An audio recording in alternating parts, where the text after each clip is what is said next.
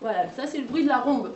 Rombe, flûte de pan, trompe et autres instruments de bois, d'os ou de pierre, la musique préhistorique suscite l'intérêt des enfants. Hier, ils étaient 7 à participer à l'atelier de découverte proposé au musée archéologique de Martizet. Martin a pu réaliser un sifflet en argile. On prend des outils et de l'argile, on fait une boule ronde, après avec un fil on coupe la boule en deux, on fait dans les deux parties on fait un creux, on remet les deux côtés les uns sur les autres, on refait un peu rond, on fait un trou et on fait des dessins. Après la musique, le musée proposait aujourd'hui de découvrir les premiers dessins animés préhistoriques pour terminer les vacances de Noël en beauté.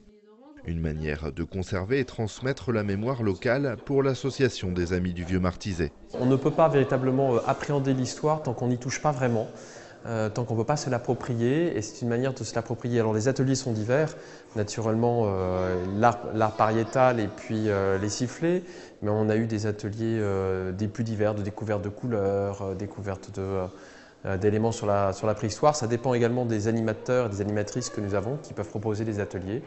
Et donc en ce moment, on propose beaucoup d'ateliers. Depuis les premières fouilles en 1946, de nombreux objets préhistoriques gallo-romains et mérovingiens témoignent du passé de la commune. Parmi eux, de nombreuses pièces d'exception comme les vestiges de la villa de Saint-Romain et notamment des fresques comparées à celles de Pompéi. On a une reconstitution intéressante, justement d'une fresque à fond rouge. C'est un travail minutieux qui a été réalisé à Soissons.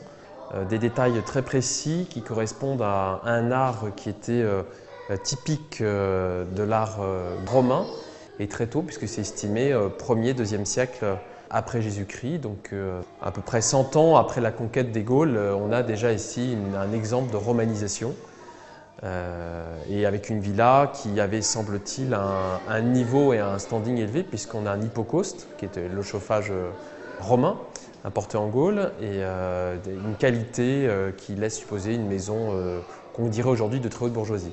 Et le site de Saint-Romain n'a pas encore fini de dévoiler tous ses secrets. Les fouilles programmées relancées en 2009 se poursuivront encore cette année.